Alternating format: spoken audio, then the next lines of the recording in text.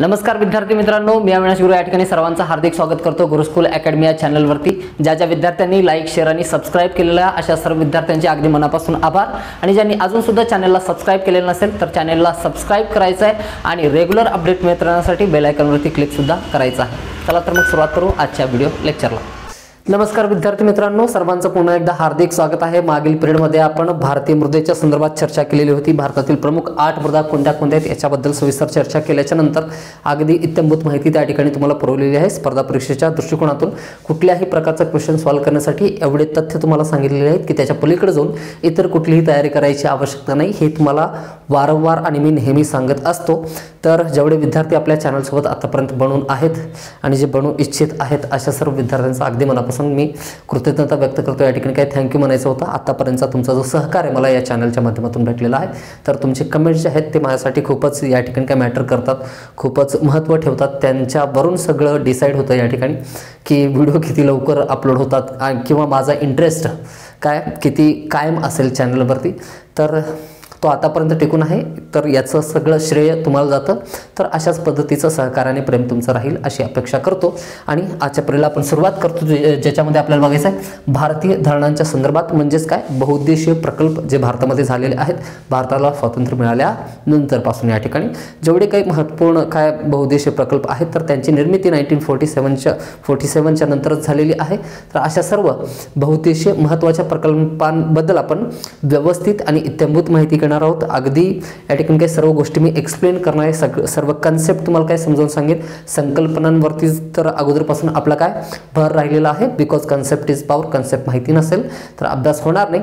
तर अशाच प्रकारे विषयामध्ये तुमची रुची निर्माण करण्याचा आणि विषय तुमच्या आवडीचा बनण्यासाठी नेहमी प्रयत्न करत राहीन आणि हे जे सहचर्य आहे असंच बनून राहील ही सुद्धा अपेक्षा करतो।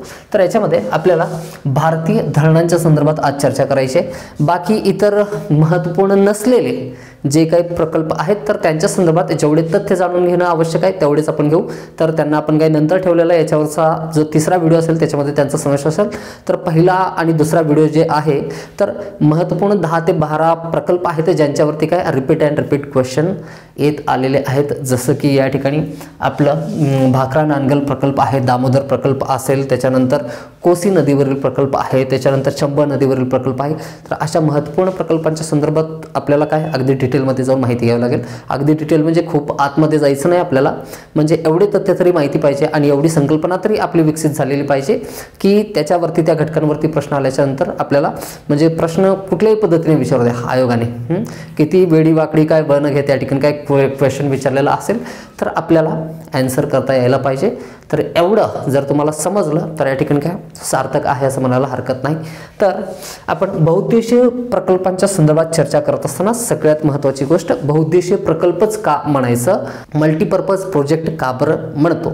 बघा, एका नदीवरती ज्यावेळेस काय डोंगराळ प्रदेशांमध्ये त्याच्यावरती काय आडवी भिंत बांधून ज्या ठिकाणी काय धरण बांधलं जातं तर त्याचा उद्देश काय असतो, एकच उद्देश असेल तर एक उद्देशीय प्रकल्प असं म्हणू शकतो। आणि एकपेक्षा जास्त उद्देश साध्य केले जात असतील आणि काय खूप साऱ्या उद्देशांची त्या ठिकाणी काय सुनिश्चितता होत असेल किंवा खूप सारे उपयोग त्या ठिकाणी एका प्रकल्पांपासून आपल्याला मिळत असतील तर त्याला बहुउद्देशीय प्रकल्प म्हणू शकतो।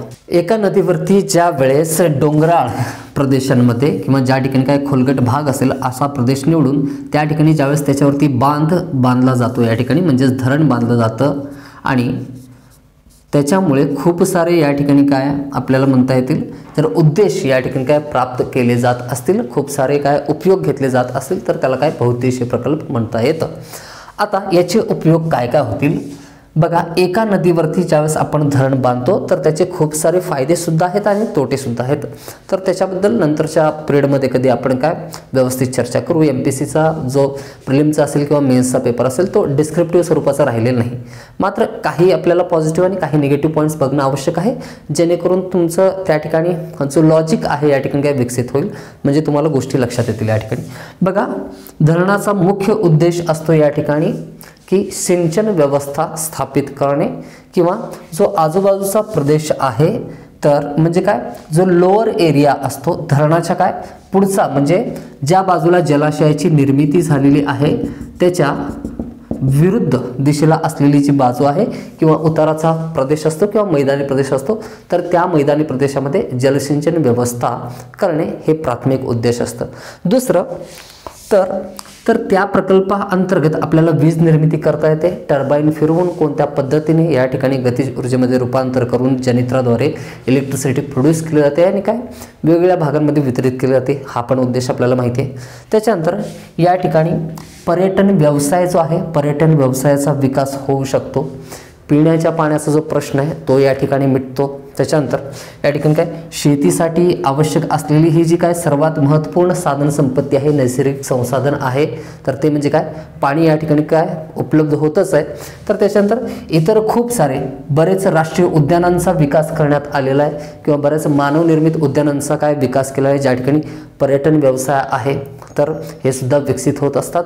अशा पद्धतीने खूप सारे उद्यम जे आहेत, खूप सारे व्यवसाय जे आहेत, तर या क्षेत्रामध्ये एका प्रकल्पामुळे निर्माण होतात किंवा असे वेगळे उद्देश या ठिकाणी काय सुनिश्चित केले जातात. म्हणून यांना आपण काय म्हणू शकतो, बहुउद्देशीय प्रकल्प असं म्हणू शकतो. तर हे झाले याचे काही पॉझिटिव्ह पॉईंट्स झाले, हे याचे उपयोग झाले. आता बघा, बहुउद्देशीय प्रकल्पांचा उपयोग मानवाला झालेला आहे, मात्र जे पशु पक्षी किंवा इतर परिस्थितिकी आहे तर यांच्यावरती याचा भयानक परिणाम दिसून येतो आपल्याला. म्हणजे परिस्थिती खूप मोठ्या प्रमाणात प्रभावित होते आणि इतक्या वाईट पद्धतीने होते की त्याचा खूप प्रतिकूल परिणाम परिस्थितिकीवर होत असतो. परिस्थिती म्हणजे त्या ठिकाणी काय वने असतील, जंगले असतील, प्राणी असतील, पशु असतील. आपण बघा, एखादं गाव जे आहे समजा या जलाशयाच्या क्षेत्रामध्ये येणार असेल, त्या ठिकाणी जलाशयाच्या खाली ती खेडी गावं जे आहे त्याच्या पाठीमागची, डोंगराच्या पाठीमागची, ती जर जलमग्न होणार असतील तर त्या लोकांना आपल्याला दुसरीकडे काय म्हणजे त्यांचं पुनर्वसन करता येतं, त्यांच्यासाठी काय घर बांधून देता येतील किंवा त्या लोकांना सांगता येतं की अशा पद्धतीने या ठिकाणी काय जलाशयाची निर्मिती होते किंवा जलाशयामध्ये हा भाग जो आहे तो परावर्तित होणार आहे, तर तुम्ही दुसऱ्या ठिकाणी तुमची व्यवस्था केली जाईल, तुमचं जे गाव आहे त्याचं पुनर्वसन केलं जाईल, तुम्हाला घर बांधून दिले जातील, तर तुम्ही इथून निघून जा असं सांगता येतं सरकारमार्फत. मात्र जे पशु पक्षी आहेत त्यांना हे सांगणं शक्य आहे का? नाही. तर त्यांना मात्र काय सैरभर पळावं लागतं. म्हणजे ज्या दिवशी पाणी आलं त्यांच्या जंगलामध्ये त्याच दिवशी त्यांना काय नोटीस आणि ॲक्शन एकाच दिवशी होतील असं एक लक्षात घ्या. तर अशा पद्धतीने काही निसर्गावरती आता हे परिणाम झाल्याच्यानंतर मग त्याचे प्रतिकूल परिणाम किंवा त्याचे आपल्याला काय कॉन्सिक्वेन्सेस काय काय होतात. आता त्याच्यामुळं निसर्गावरती नेमका परिणाम कोणत्या पद्धतीने होतो आणि त्याची किंमत मानवाला कोणत्या पद्धतीने चुकवावी लागते, तर यासुद्धा गोष्टी महत्त्वाच्या आहेत. मात्र आता सध्या या चॅप्टरशी रिलेटेड नाहीत, त्याच्यावरती सांगायचं म्हटल्यानंतर खूप सारा डेटा कलेक्ट होईल, तर त्याच्यामध्ये आपल्याला जायचं नाही. तर ते सुद्धा काही निगेटिव्ह पॉईंट्स आहेत आणि पॉझिटिव्ह पॉईंट्स लक्षात घेऊन अशा पद्धतीने भारतामध्ये बहुउद्देशीय प्रकल्पांना काय सुरुवात करण्यात आली आणि त्यांचा उपयोग आज भारतामध्ये काय खूप मोठ्या प्रमाणात झालेला आहे. तर या गोष्टींना नजरेसमोर ठेवून आपण त्याचा काय या ठिकाणी त्याच्यावरती चर्चा करणार आहोत.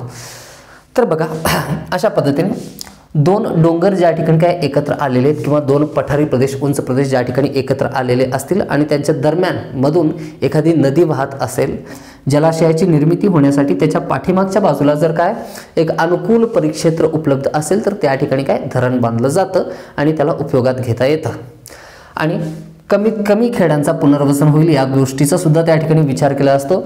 अशा वेळेस नदीवरती ज्यावेळेस काय धरण बांधलं जातं तर नदीच्या उगमाकडून या ठिकाणी नदी जेव्हा वाहत येते तर धरणाच्या पाठीमागच्या बाजूला खूप मोठा किलोमीटर वर्गचा प्रदेश काय जलमग्न होतो आणि जलाशयाची निर्मिती होत असते. आता पाण्याचा उपयोग करायचा असेल तर जलाशयाची निर्मिती होणं आवश्यक आहे. जोपर्यंत जलाशयाची निर्मिती होणार नाही तोपर्यंत आपण आपले उद्देश साध्य करू शकतो का? जलसिंचनाची सोय, कालव्यांची सोय करू शकतो का? वीज निर्मिती करू शकतो का? नाही. तर यासाठी हे अगदी आवश्यक बनलेलं आहे. आणि जे इंधन आहेत त्या इंधनांना पर्याय सुद्धा तर हा खूप चांगला आहे की पाण्यावरती म्हणजे धरणावरती आपण काही टर्बाईन्स बसवून या ठिकाणी काय वीज निर्मिती करू शकतो. तर अशा पद्धतीने सुद्धा काय निसर्गाचा आपण काय विचार एक प्रकारे करतोय असं सुद्धा म्हणता येईल. हां, सगळेच या ठिकाणी निगेटिव्ह पॉईंट्स असतात असं नाही. आणि त्याच्यानंतर धरणाच्या समोरील पुढील जो क्षेत्र आहे, संपूर्ण उताराचा भाग जो आहे, तर अशा पद्धतीने या ठिकाणी जलसिंचन व्यवस्था करता येते. अशा पद्धतीने आपल्याला एक एक प्रकल्प या ठिकाणी काय डिस्कस करायचा आहे, जे अतिशय महत्त्वपूर्ण आहेत. ओके, तर पहिल्या प्रकल्पाचं नाव टाकायचं सगळ्यांनी, दामोदर खोरे प्रकल्प. या ठिकाणी कोणतं? दामोदर खोरे प्रकल्प. पहिला दामोदर प्रकल्प म्हणू याला आपण. तर अतिशय महत्त्वाचा आहे या ठिकाणी. बघा, दामोदर नदी जी आहे तर छोटा नागपूरच्या पठारावरती उगम पावते आणि ती हुगळी नदीला जाऊन मिळते, जी की गंगा नदीची प्रमुख वितरिका आहे.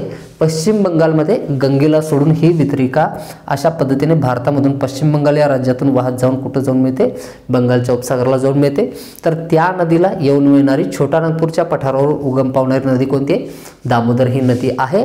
आणि दामोदर नदीला पश्चिम बंगालचे दुःखाश्रू असे म्हणले जात होते, आता म्हटले जात नाही, कारण त्याच्यावरती धरणांचा या ठिकाणी काय विकास करून, म्हणजे धरणं बांधल्याच्या नंतर आता ती दुःखाश्रू राहिलेलं नाही. खूप मोठ्या प्रमाणात काय जे जल आहे जलाशयांमध्ये काय साठवलं जातं.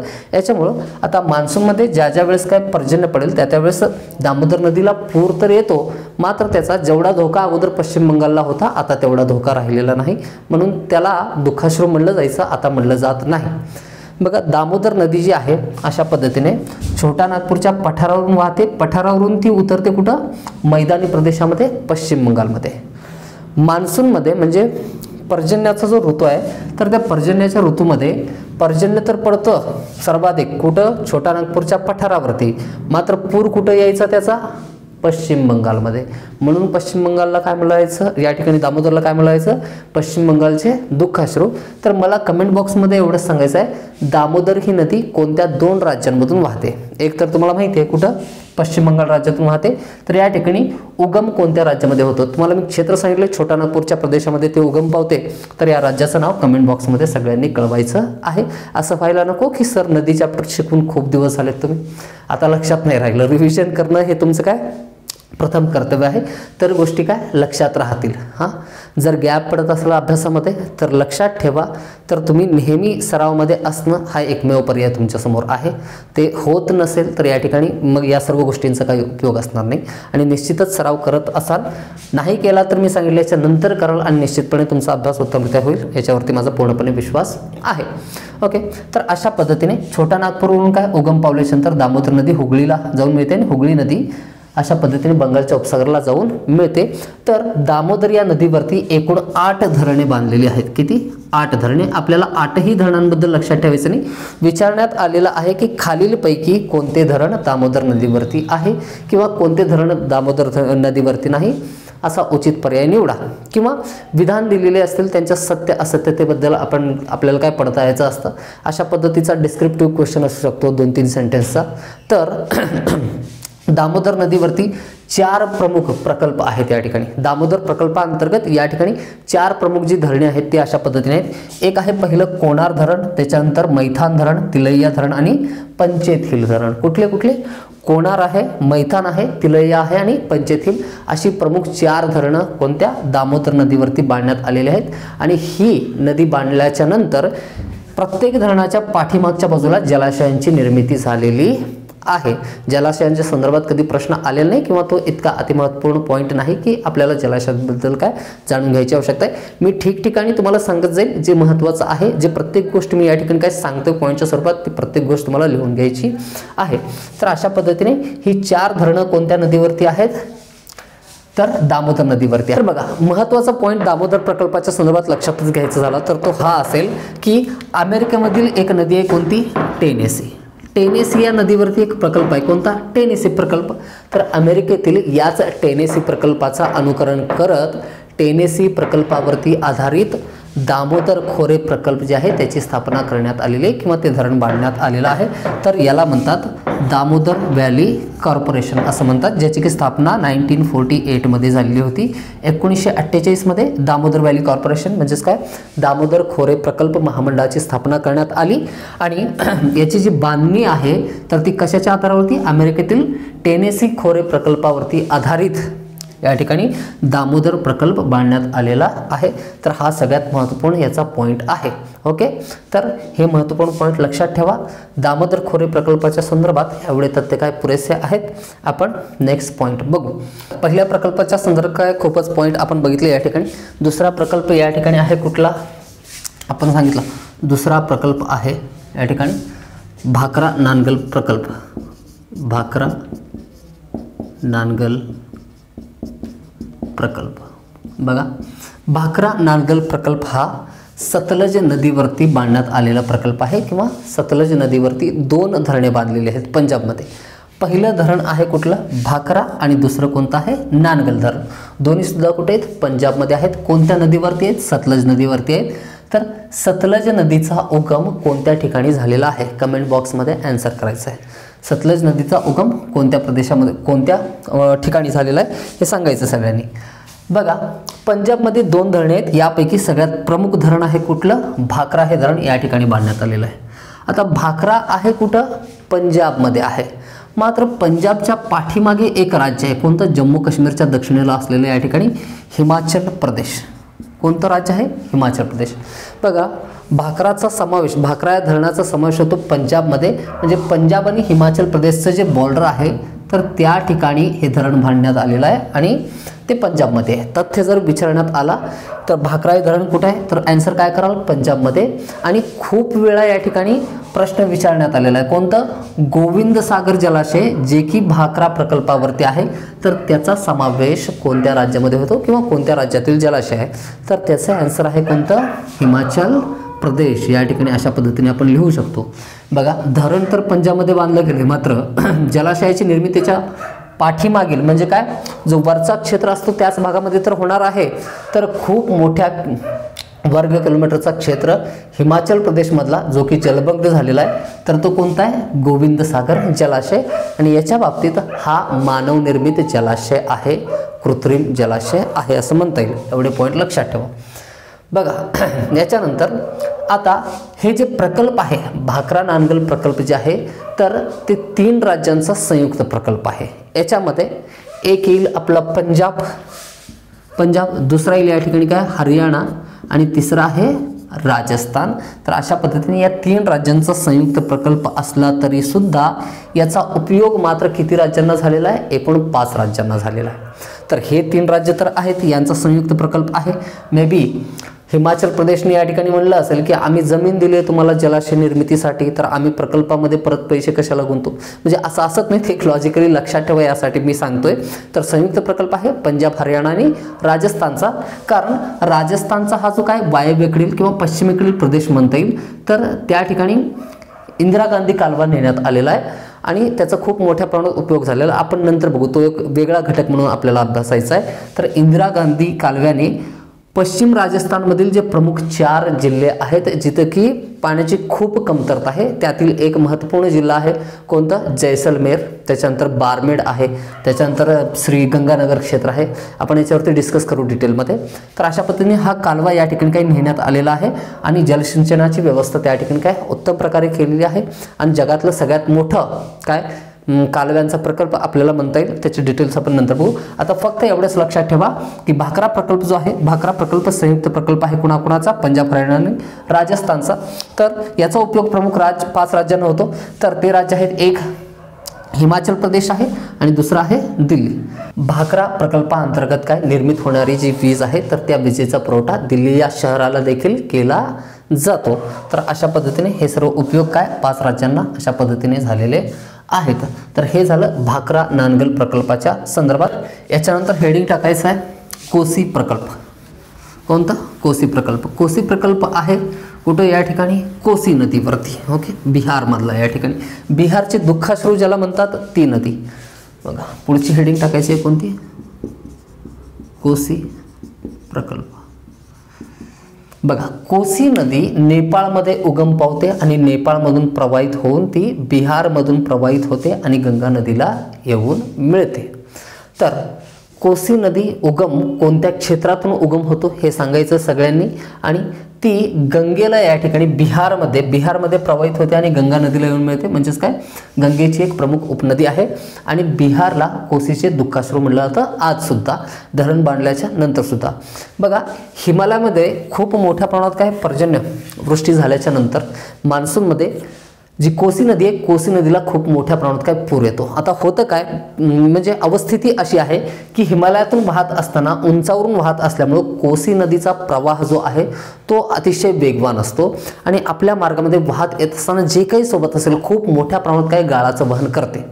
आणि ज्यावेळेस ती मैदानी प्रदेशामध्ये पोहोचते, बिहारमध्ये येऊन पोहोचल्याच्या नंतर ज्यावेळेस तिचा उतार मंद होतो त्यावेळेस काय खूप प्रचंड प्रमाणात आणलेला जो गाळ आहे, तर त्या गाळाचं संचयन जे आहे, तर त्या गाळाचं विस्थापन जे आहे ती आपल्याच काय मार्गामध्ये करते आणि आपल्याच मार्गामध्ये अशा पद्धतीने वाहून आणलेला गाळाचं निक्षेपण केल्याच्या नंतर तिचा जो मार्ग आहे तो अवरुद्ध होतो. स्वतःचे काय मार्ग बदलून ती व्हायला लागते. म्हणजे असं आहे, बिहारमध्ये समजा रात्री म्हणजे एका जिल्ह्यातून नदी वाहते कोसी नदी, तर अचानक तिचा मार्ग बदलतो आणि दुसऱ्या जिल्ह्यातून ती वाहायला सुरुवात होते किंवा दुसऱ्या शहरांमधून आपली पात्र सोडून काय पात्राच्या बाहेर ती वाहायला सुरुवात होते. यासाठी काय कोसी नदी स्वतः त्या ठिकाणी काय कारणीभूत ठरते की स्वतःसोबत काही खूप मोठ्या प्रमाणात काय गाळ वाहून आणल्याच्या कारणानं. परिस्थिती अशी बनते कधी कधी की समजा रात्री शेतावरून आल्याच्या नंतर जेवण वगैरे करून जी आपली बाज असते किंवा ज्याला खाट म्हणतात, त्या खाटेवरती निवांत काय लोक झोपलेले आहेत आणि अचानक त्यांना समजायला लागतं की आपल्या खाटेखालून काय पाणी वाहायला लागलं, म्हणजेच काय पूर आलेला आहे असं अचानक लोकांना वाटतं. एक म्हणजे अजब गोष्ट आहे कोसी नदीची. कधीही पात्र बदलू शकते, म्हणून मान्सूनमध्ये नेहमी अलर्ट केला तर बिहार असेल, यूपी असेल अशा राज्यांमध्ये ज्यावेळेस पर्जन्यवृष्टी जास्त व्हायला लागते मग लोक त्यावेळेस काय रात्री झोपत नाहीत. कुठली ना कुठली व्यवस्था करून ते राहतात की पूर आलं तर आपल्याला काय करायचं आहे. आणि तरीसुद्धा संकट एवढं मोठं असतं की लोकांना हालअपेष्टा सहन कराव्या लागतात, म्हणजे लागतातच. आता कोसी नदी गंगा नदीला भागलपूर या ठिकाणी उगवते. कोणत्या ठिकाणी? भागलपूर. असे सर्व तथ्य मी सांगतोय जे याच्या अगोदरच्या व्हिडिओमध्ये सुद्धा मी काय सांगितलेले नसतील, म्हणजे नदी प्रणाली चॅप्टर सांगत असताना सांगितले असेल अशा सर्व तथ्यांचा सुद्धा या ठिकाणी समावेश असणार आहे. आणि जे सांगितलेले असतील त्यांच्या संदर्भात मी क्वेश्चन करेन, कमेंट बॉक्समध्ये तुम्हाला ते कळवायचं आहे. तर कोसी नदी गंगा नदीला भागलपूर या ठिकाणी येऊन मिळते.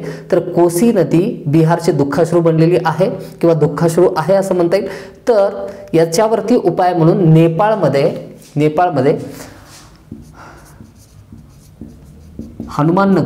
हनुमाननगर या ठिकाणी एक धरण बांधण्यात आलेलं आहे, ज्याला की काय म्हणतात हनुमाननगर बैराज हे ठिकाण आहे. तर त्या ठिकाणी हे हनुमाननगर धरण बांधण्यात आलेलं आहे. आणि अशा पद्धतीने एक प्रकारे काय बिहारवरील जे पुराचं संकट आहे तर त्याच्यावरती उपाययोजना म्हणून नेपाळमध्ये बांधण्यात आलेलं हे धरण आहे. तर एवढंच तर त्याच्याबद्दल काय लक्षात ठेवायचं आहे, बाकी जास्त काही लक्षात ठेवायची आवश्यकता नाही. त्यानंतर पुढची हेडिंग टाकायची या ठिकाणी कोसी प्रकल्प झाल्याच्या नंतर आपल्याला बघायचं आहे रिहंद प्रकल्प. ओके, रिहंद ही उपनदी आपण बघितली होती कोणत्या नदीची? शोण या नदीची काय उपनदी होती.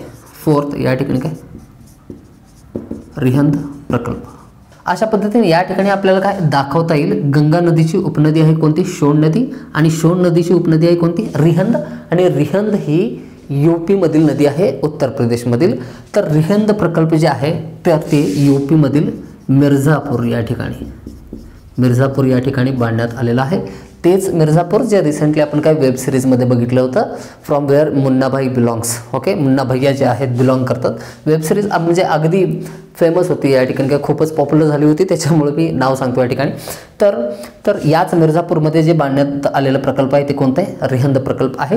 तर रिहंद प्रकल्प बांधण्यात आल्यामुळे या ठिकाणी जे जलाशयाची निर्मिती झालेली आहे तर त्याचं नाव आहे काय? गोविंद वल्लभ पंत सागर जलाशय. ओके, तर दोन जलाशय आहेत, याच्यामध्ये कन्फ्युजन व्हायचं नाही. एक आहे गोविंद सागर जलाशय जे की भाकरा प्रकल्पावरती आहे आणि दुसरं जलाशय कोणतं आहे? रिहंद प्रकल्पावरती असलेलं गोविंद वल्लभ पंत सागर हा जलाशय आहे.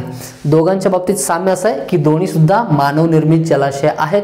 मात्र गोविंद वल्लभ पंत सागर हे सर्वात मोठे मानवनिर्मित जलाशय आहे. तर हे सगळ्यात काय महत्त्वपूर्ण पॉईंट आहे. बघा, या जलाशयाची निर्मिती जी झालेली आहे तर ती MP आणि UP या ठिकाणी अशा पद्धतीने म्हणता येईल ही UP आणि MPची बॉर्डर आहे. रिहंद प्रकल्पाच्या पाठीमागे ज्या जलाशयाची निर्मिती झालेली आहे तर अशा पद्धतीने तो जलाशय यूपी आणि एमपी उत्तर प्रदेश आणि मध्य प्रदेश यांच्या सीमावर्ती भागामध्ये आहे. म्हणजे जलाशयाचा काही भाग मध्य प्रदेशमध्ये सुद्धा येतो आणि यूपीमध्ये सुद्धा येतो. मात्र जो प्रकल्प आहे तो प्रकल्प मात्र कुठं आहे, मिर्झापूर जिल्ह्यामध्ये यूपीमध्ये आहे, जे की रिहंद नदीवरती आहे. रिहंद नदी शोणची उपनदी आहे आणि शोण गंगेची उपनदी आहे. तर हे झाले एवढे तथ्य. तर याच्यानंतर बघू आपण पुढचा प्रकल्प. रिहंद प्रकल्प झाल्याच्या नंतर आपल्याला काय पुढचा प्रकल्प बघायचा आहे, कोणता, चंबळ प्रकल्प. चंबळ प्रकल्प. चंबळ प्रकल्प बहुउद्देशीय प्रकल्प चंबळ नदीवरती असेल. ऑब्वियसली चंबळ नदीचा उगम होतो मध्य प्रदेशमध्ये. मध्य प्रदेशमध्ये कोणत्या ठिकाणी चंबळ नदीचा उगम होतो तुम्ही सांगायचं आहे. तर 3 राज्यांमधून चंबळ नदी प्रवाहित होते. मध्य प्रदेश, मग त्याच्यानंतर राजस्थानमध्ये जाते, राजस्थानमधून ती यूपीमध्ये जाते आणि उत्तर प्रदेशमध्ये ती यमुना नदीला मिळते. आणि हे ठिकाण आहे या ठिकाणी संगमाचं. बघा यूपीमधील इटावा या ठिकाणी यमुना नदीला मिळते आणि यमुना नदी नंतर गंगा नदीला जाऊन मिळते. एकूण एक प्रकारे असं म्हणता येईल की चंबळ ही यमुनेची उपनदी आहे आणि यमुना ही गंगेची उपनदी आहे. आणि चंबळ नदी 3 राज्यांमधून काय प्रवाहित होते.